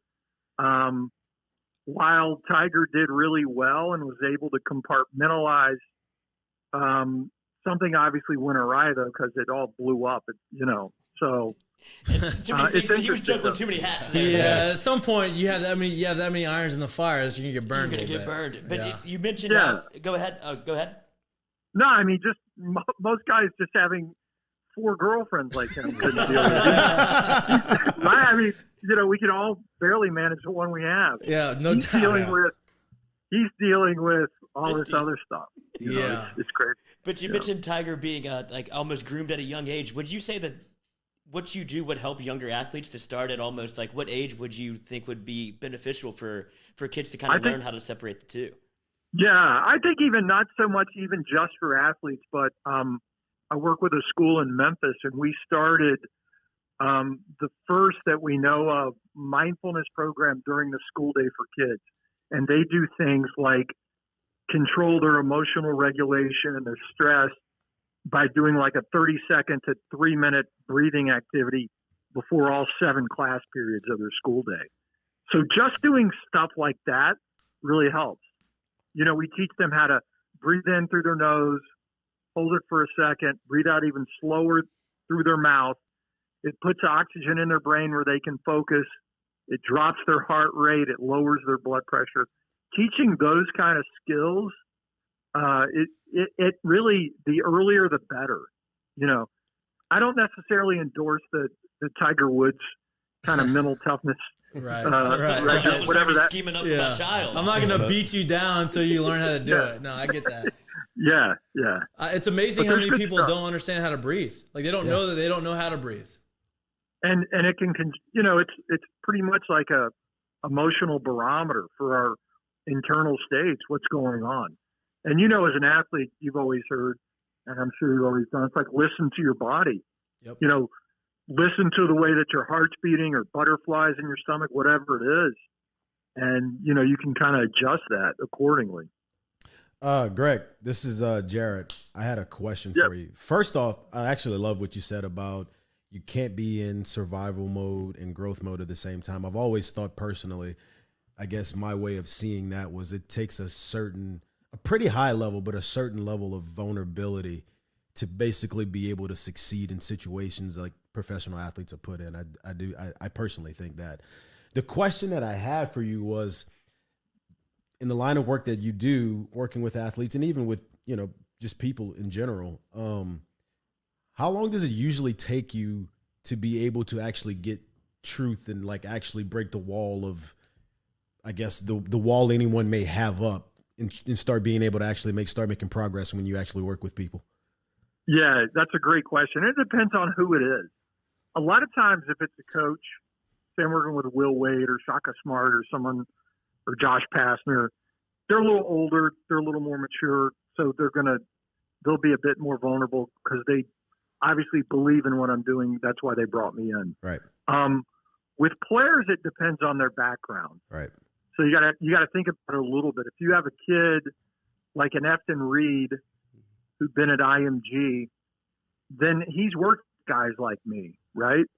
For some guy, for most of us at a regular high school, you've never worked with a performance coach or a mental performance coach or a sports psychologist, or you've never done mindfulness. So it may take a little bit longer. And then individually, you just get some guys, players that might have just trust issues in general with this kind of stuff. So it kind of differs. And I'm sure it takes a little bit, here comes this middle-aged white guy and he's going to, like, what are we going to do? What the hell is this? We're going to talk about feelings? Yeah, I mean, like, because I mean, that's what I'm saying. I would imagine you close the door and it's just you two in there. It's not as easy to just be able to get someone's true feelings out of them that quick, right? Oh, without a doubt. Without a doubt. And I don't do a lot of feelings. So with LSU, there's Joel Fish, right? Dr. Fish out of Philadelphia, who's a psychologist. Probably does more of that stuff. Mine's more sort of performance-based. Right. When I started off years ago, I learned quickly to tell them, like, the first thing I tell them is, we're not going to talk about feelings. Don't tell me about this. Don't. Because I had one player at Memphis, he was going on just telling me this stuff, and I couldn't cut him off. So you're saying you don't have a couch for us to lay down. No. So you're also saying for this specific person, there was no wall. Like, he came in and gave it all. Yeah, he's like, and I kept trying to tell him, I'm like, I'm not the psychologist, man. I'm Not my job. Yeah, I'm and just he's trying like, to make you play well. He's like, every time I see this girl, man, I get so, and I'm like, he went on for like 20 minutes. And then when he finally stopped, I told him, and he goes, you sick bastard. You let me tell you that. No, I didn't. So I lay it out. I'll meet with him as a team and be like, I'm going to help your performance. I'll help you with your stress levels. I'll teach you how to breathe before free throws. I'll teach you how to meditate to become more present. We'll work on visualization. But I'm not the guy for the trauma and stuff. But you're on your own with that girl. Yeah, you're on your own. I'm sorry, I can't. I have no advice for you there. I'm the wrong guy. Yeah. Not me. I got a question for you. It seems we live in a world of rapid reactions, rapid thoughts, in this new era of social media. Have you seen now that younger athletes, this new generation of athletes, that their emotions come out more because of this culture we live in, and also how just social media just comes out and can just affect your head because you can see your stats whenever? Yeah, that's a great question. And yes, without a doubt. One of the talks that I go around the country lecturing on, we live in this accelerated culture, if you think about it. And everything is at the push of a button. Whether it's Uber Eats or Netflix, it's all instant gratification for these kids. They don't know what it's like, a lot of them, to have to sit and wait and earn something because everything is at warp speed. And if you think about it, our emotions and our thoughts are still analog. They can't keep up with the warp speed of technology. So that's part of what we do. I was telling one player a while back at another school, talking about binging something on Netflix. He was. And I said, when I was a kid, we had like 3 channels, and I would have to wait a whole week to watch the next episode. And he looked at me like I was from Mars. But that's okay though, right? Like you're not saying that that's a bad thing, but like you have to figure out how to adapt and adjust to the ever-changing world, right? Like it's because you have the older people that say, oh, back in the day I had to walk 4 miles uphill both ways to school. It's like, well, now we've got a little bit more efficient. Like we don't have to do that. But you still have to figure out ways to adjust in those situations. No, you're right. Technology is not going away, and it shouldn't be going away. I mean, for all its negatives, it probably has just as many positives. Right. It's all about teaching them sort of mindful usage and consumption of technology. Anything in moderation. Yep. But if we're using technology, if we're just mindlessly scrolling for hours, oftentimes it's like an emotional pacifier. We're just trying to numb ourselves emotionally. That's what we don't want. Like even for me, because I promote my stuff on social media, like I did this appearance, right? Yes. I love it. Thank you. But you got to have an intended purpose and then get off, right? Yeah. It doesn't have to, not even right away. You could even say, okay, I'm going to get off in 30 minutes. I'm going to check what's going on a couple times a day, post a few things, and then get off. Right. Right. No, it's like drinking. I mean, a beer or two is fine. Yeah, just casual. Just a little casual. Just a little sip taste. all day. Just a little taste to see what's going on. You wake up at the train tracks in Baton Rouge, you might have had one too many. So here's another big thing, because like everybody now, we talked about it, everything being in your face, rapid fire, everything needs to be now.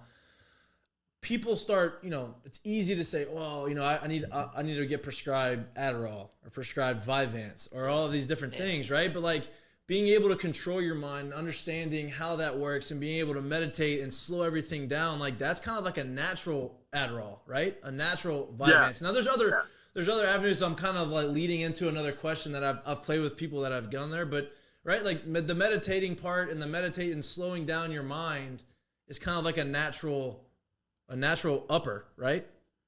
Yeah, the way that when I first got into it years ago, I was under the misconception, like a lot of people are, that the objective is to clear your mind. Right. Never totally clear your mind. For me, what I've learned is it's almost like self-observation. So I get to see what's going on in my mind when I meditate. Every time I get distracted, I'm observing my thoughts and emotions. And then say, like, I sit down and meditate for 10 minutes, even if my mind wasn't clear and still, at least when I stand up, I know what my thought patterns are and what I got to deal with it. That's the self-awareness you get from meditation. So for a player, he meditates every day like that during the game. When his mind starts going wild, having thoughts and distractions, he can catch it and go back to his point of focus, if that makes sense. Makes perfect sense. Now, the second part of my two-part question, what I was trying to get into. So I've played with especially here in Baton Rouge, but it's been more around the country more regularly. But medical marijuana is legal here, right? So, the more research that's come out on that, and I've played with guys actually that microdose, and this is going to be the people listening to this. I'm not saying that they're tripping out, but they microdose like mushrooms. And they were telling me how, this helps me perform better. It helps me, I'm more focused, and it's not putting these drugs that are created in a lab in my system. I don't know what your thoughts are on that. That's kind of what I want to know. Like, what do you feel on that? I've never, the whole psychedelic thing is huge now, right? Right. I've read a little bit about it. I've never microdosed or done mushrooms. Well, you just said you worked with Phil Jackson. Not that closely. Back in my trail running days, I sampled a gummy or two in Colorado, right? But Yes. and it just like I can't imagine it. It didn't enhance my performance. Okay. It just made me not give a shit. Well, sometimes that could help. I bet say some people need sometimes that helps. Like, you know what? I worry too much. So maybe if I don't give a shit, it helps. Right. Yeah, no, you're right. It depends on everyone has a different constitution. Yeah. Everyone's mind works differently. I think it depends on the individual. Right. Yeah, I've never done it. I don't know. I've been told this is just like an experience. So I was wondering, just from someone who's been around this kind of stuff, if you've heard that, know anything about it, but that answers my question. You're not a mushroom guy. That's okay. That's okay. And that's okay. So we pubbed your book a little bit. You have a book. It's called Slow Your Roll. I'm sure it's a little bit about the same stuff that we've talked about today. I don't know. Are there other things that you recommend if somebody have already read your book? Are there other books you recommend? Yeah, I would start with my book, especially for your folks there, because Coach Wade wrote the foreword to it. Oh, nice. And it's got a bunch of LSU stuff in it. Okay. But yeah, there are other good ones. The second one after Slow Your Roll, there's a book called The Mindful Athlete by George Mumford, the gentleman I was telling you about, who was my mentor, and he's Phil Jackson's guy back in the day. Okay. It's a really good one too. Those would be two good ones to start with.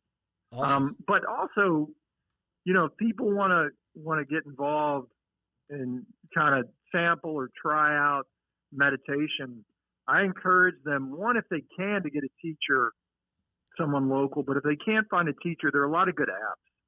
Like Headspace is really good. Calm is good. Insight Meditation app is good. And just start small. Do a little bit every day. 5 minutes. I think people kind of get confused with how meditation actually is. Like, meditating, you don't necessarily need to, like you said, you don't need to clear your mind. Like, people think different. You don't need to be sitting Indian style and like on on a mat on the ground. Like there's different versions of meditation, correct? Yeah. Yeah. What I teach is mindfulness meditation, and basically just kind of, I sit in the chair. You're right. You don't have to get in the lotus position on the ground. That's the word I was looking for. I couldn't figure it out. The crisscross applesauce. Sit in a chair and I just focus on my breathing. Basically, the way my stomach goes up and down each time I breathe. And when a thought or emotion pops up, which there's always a ton of them, I go back to my point of focus, which is the rise and fall of my stomach. It's just so boring to do it. And when you first try to do it, your mind's going to be all over the place. And that's an indication of how much you need to do it. Right. Because it goes back to what we were talking about with this accelerated culture that we live in. We don't take a lot of time just to kind of slow our minds down and get our stuff together. And this is really something that's needed. If you think about it, we have this collective fear and anxiety from everything with the pandemic. Yep. So if people are thinking about starting, you really couldn't find a better time. You mentioned that Willie Wade wrote the foreword to your book, so I'm glad that y'all still have that. Y'all were able to cultivate that relationship. And obviously, it's gotten to the point where you visit the team multiple times a year, and you just left LSU basketball. Where would you say that they were from your visit in the preseason to where they are now? So every team that I work with, I do it differently. Typically with his team, we do most of my stuff with the players and the instruction in the preseason. Then I go back for reinforcement. I think they've come a long way, and it's not because of me. We've got a team really that does this. So like I said, Joel Fish is the psychologist. Bruce Bugg is a therapist. He works on that stuff too. We all work on different sort of aspects of it. But if you can look at their maturation, look at guys like Eric Gaines, how far he's come, mentally as a player. It's awesome to see that kind of progress. Yeah, it's You mentioned progress. Where are we at with Willie Wade on the technicals? He hasn't had a couple, but he looks like he's going to the elevator. It's a big one. Coach. It's a big one tonight. It's a big one tonight. Yeah, you realize saying that you just jinxed it. Yeah, I want to see one. I'm ready for one. If it happens, you can blame it on Lloyd. That's right. We can all blame it on night to Lloyd. do it, though. Do you remember a couple seasons ago? I hope he's not listening. He got the one in Alabama where he turned blue. Do you remember that one? Yes, I do.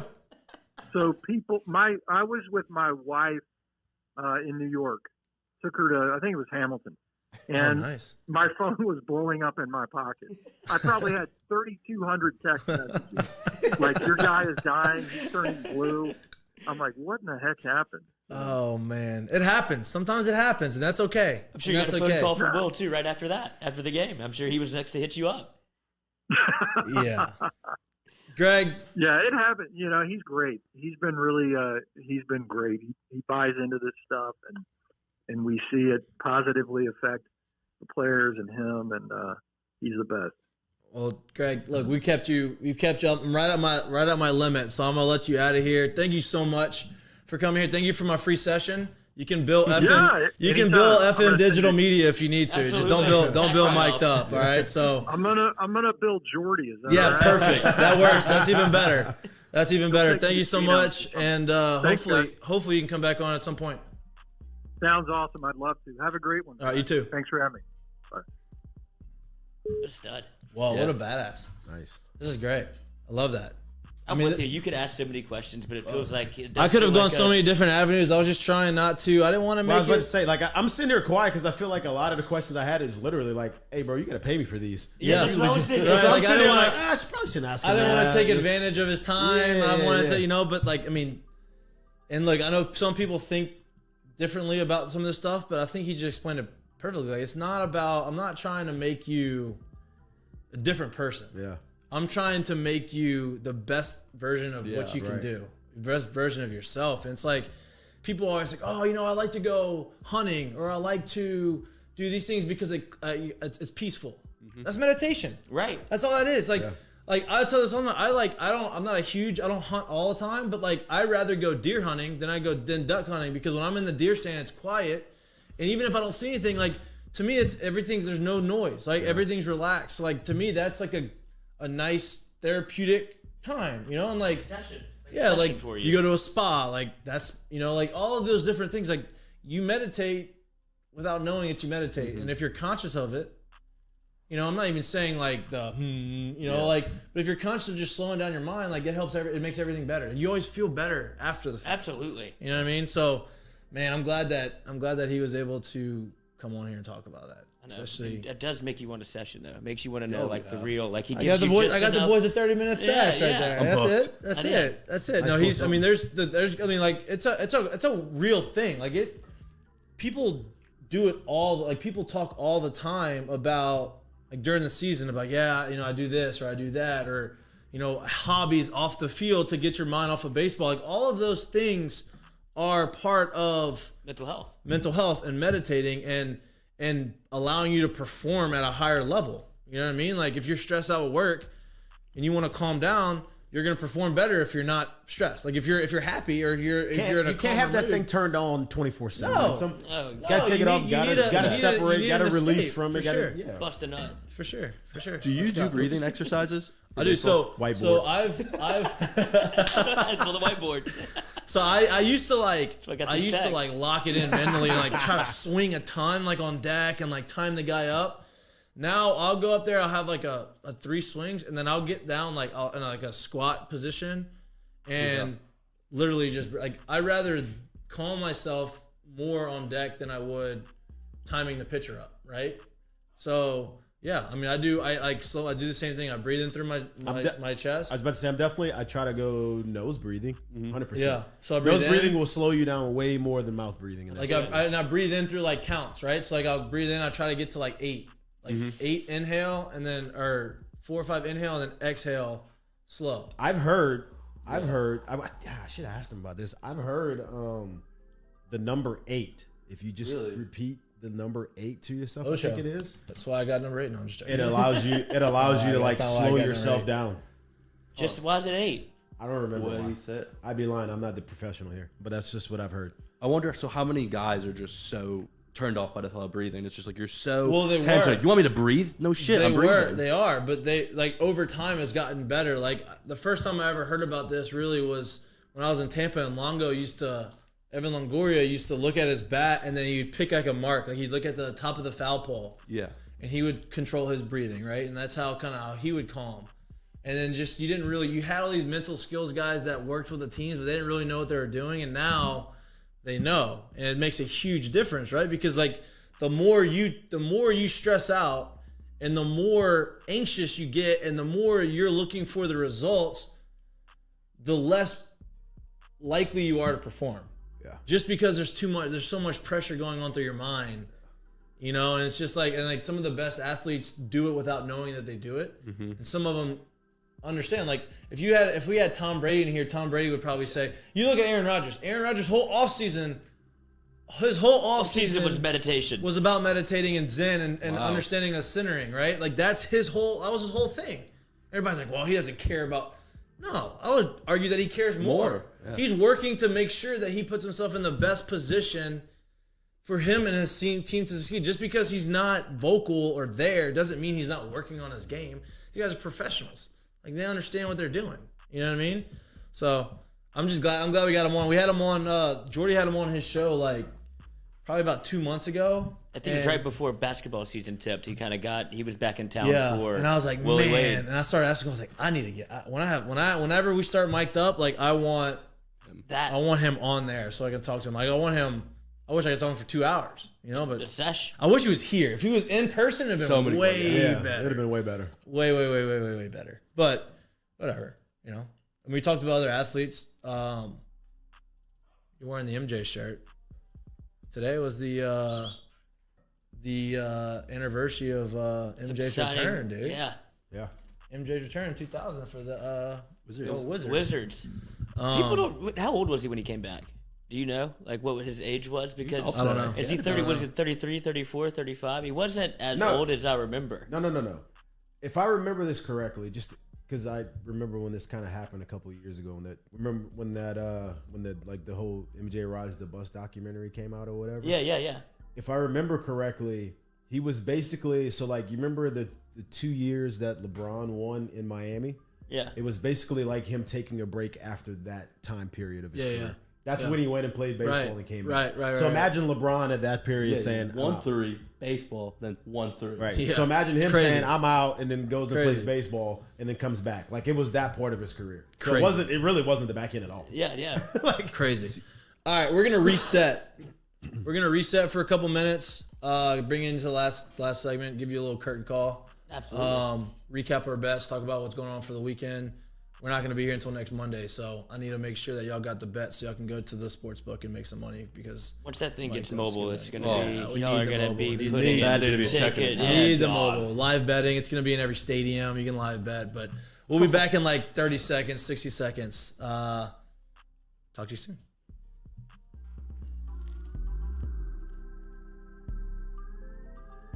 Heber's Specialty.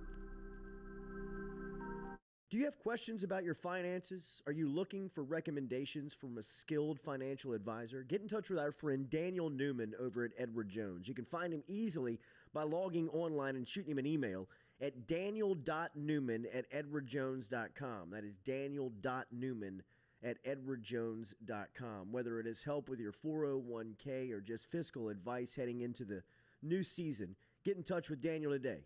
Best way to do it? Email him, daniel.newman@edwardjones.com. He's our experienced financial advisor. Let him be yours, daniel.newman@edwardjones.com. Gearing up for spring and summer down here in South Louisiana, and you want to keep your lawn maintained during these sunny seasons, get in touch with our friend Blake Abear over at Abear's Lawn Maintenance, where he says, you grow it, I mow it. 225-485-8022, 225-485-8022 is where you can find Abear's Lawn and Maintenance, the official lawn and maintenance company of the undisclosed location.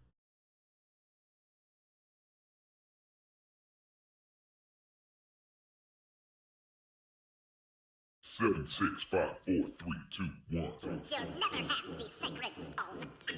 Oh, this you crazy mother.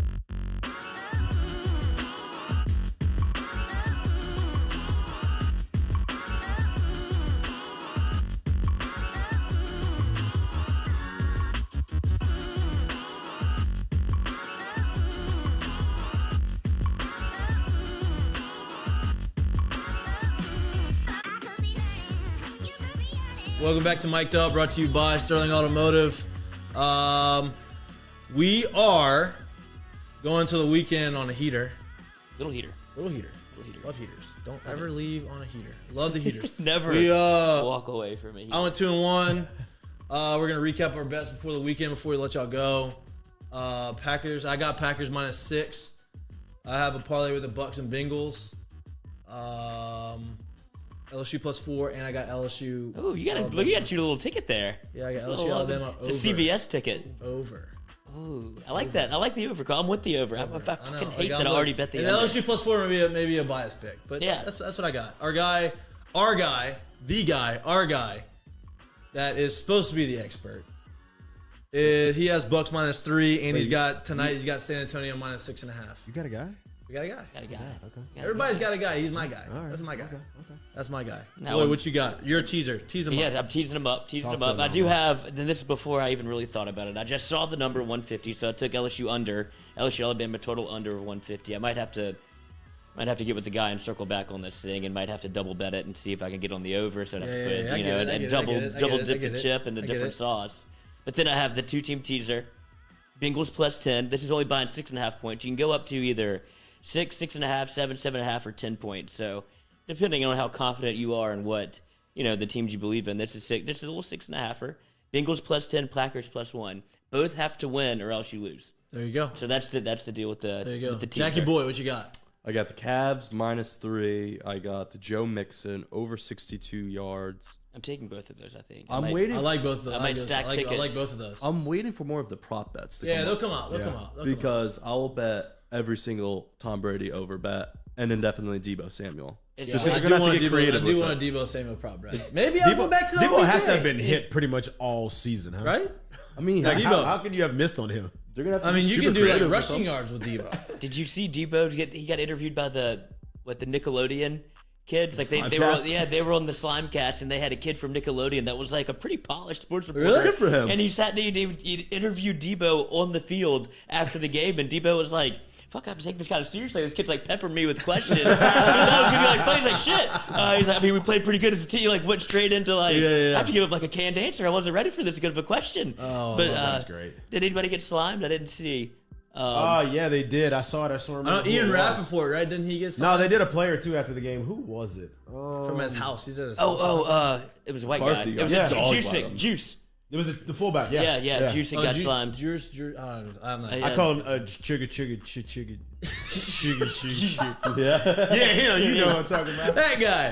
Him. That He could have Yale, Harvard. He went to one of them. I think he went to Yale. I want to say he went to Yale. That's incredible. You might be right. Yeah, Unbelievable. I mean, Would there be any prop bets any prop bets you would touch in the Chiefs, Bills, just Allen or Mahomes? I think I like on those two games. I would like the prop bet on rushing yards from the quarterback. I was thinking the same thing. I don't know what scramble. Yeah, because both of them can kind of do it. Like I think maybe, and honestly, I may lean towards the rushing yards for Mahomes. Yeah. Because I feel like the Chiefs are probably going to kind of be not spying, but kind of understanding that you can run. He's gonna run more like that. That's in like Mahomes doesn't really run. He just runs when he has to run. So I think maybe he's a little slippery than you think. Like whenever he gets out in the open field, he's kind of like looking around, like where is everybody? Because nobody really cares. Nobody really like protects against that. You know what I mean? So that would be the only one that I have. It's just such a dangerous guy. I don't know. It is. I don't want to. I'm talking, as far as the game parts, I'm not gonna touch it. I'll do props. I'll prop that all day, just because it's more fun. Kelsey, the first. He threw a passing touchdown, receiving touchdown, and over 100 yards. What about him throwing a passing touchdown last week? What were the odds on that? Just toying with him. Oh, dude, the Chiefs went in total. Like that's why I think a lot of people are hot on the Chiefs for this game, just because they haven't looked really right all year until that first playoff game. Like, this is the Chiefs that I remember, dude. Whenever you're running, they threw it to a tackle eligible for a touchdown. You had Travis Kelce running RPOs out there. Like, oh, this is that Chiefs team. Like, that's what everybody's kind of like. We're still here. Yeah, like, don't forget about it. They could score 50. Got it. Yeah. We still got it. They took a little 5-week hiatus. They hadn't left. Yeah. So Lloyd was surfing OnlyFans. I wasn't on OnlyFans. I was actually reading and doing show prep for the show. I wasn't on it, okay? My subscription ended, so I had to get it over. Refill it. Yeah.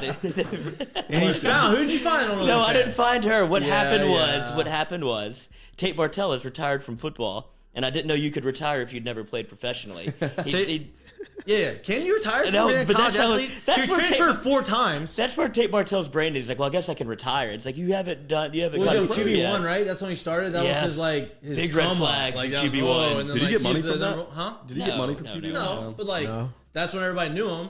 Then he went to Ohio State. Ohio State went 10 for 10 in his first game. But he also did when he committed and signed to or committed to other schools and decommitted a couple times. Or was it always Ohio State? I think it was always Ohio State. He was Bishop Gorman in high school, like the #1 ranked dual threat quarterback, and he was a big deal. Yeah, right. He was a big deal coming out, and goes 10 for 10 in his first game at Ohio State. He runs for a touchdown, throws a touchdown, and everybody's like, Justin Fields wasn't at Ohio State yet. So he was like the next guy that was in line. Justin Fields comes. He transfers to Miami. He goes to the U. Yeah, he goes to the U. Mm-hmm. Doesn't work out. No, where 2 days in, he took his nameplate off his locker and threw it on the ground because they wanted to play wide receiver. Then he comes back and plays wide receiver anyway, leaves there, goes back home to Las Vegas, where he played for UNLV. So he's hit the transfer portal. Did he not play at Miami? At UNLV? He did. Played last year, right? Yeah. He was a starting quarterback. He only played, I think he only threw like 10 passes, maybe 5. But then he officially announced his retirement before this season began. Announced a retired college athlete. Absolutely, yeah, retired college athlete, first ever. First ever. And he said he retired because he had other business ventures, and which led you to OnlyFans. Which made me think about the show QB1. I was like, well, his sister was kind of a dime on that show, and I was like, I wonder if they're going to get into OnlyFans. Not together, but then you look at. But isn't that the rumor though? Isn't that the rumor? The internet. That was just in the Twitter mentions. The internet is talking about her having an OnlyFans. I don't know anything about OnlyFans. You're the only one that brought it to my attention. Maybe they're this little. I don't know. I'll have to look up. So, are you as lost as I am right now? Like, I need to understand how did Tate Martell's football career bring you to OnlyFans? Because his sister was a smoke show, and then they were like, somebody in the mentions was like, how is he going to go, like, what business venture is this going to be? Is he going to join his sister on OnlyFans? And I was like, oh, shit. Oh, she's on OnlyFans? And no, that's what I was trying to find out. I don't think so. I haven't found out. The internet was talking. I had it internet typed. started rumbling a little bit. I had it typed in this morning when I was walking to my car, and then I was like, I should probably take this off. I didn't even get to the bottom of search it. engine. Yeah. They and then I just got a text message for Viagra on my phone, so I left it up for too long. There you go. I think Jay cookies. I got the same one. I think my phone's listening to me. We both had the same text at the same time. There's a new I pill don't out. need it. That's not what I'm saying. It happens to everybody. I may have spoken about it over the last day or so. Oh, man. Well, Renato was wondering with those shorts what you were trying to do. Cheers to you, Tate Martell, for retiring from being a college athlete. Yeah, good luck in your business ventures. I'd love to see what they are. On a whole different, actually, like, hey, here's actual curtain call. If I had to guess, he's not. He doesn't seem like the one business type of guy. He's going to go through a couple. You know he's going to go straight to NFTs and cryptocurrency. He's And just Gary Vee whatever. track. He's on Yeah. Gary Vee track. Hey, whatever you got to do. Make some money. Go Hustle it grift out there. We're going to end the show with a curtain call. Curtain call. And our curtain call goes to our girl, Katie Alligood. She is part of the Jordy Collada show, part of FM Digital Media. She bought a basketball goal for the studio.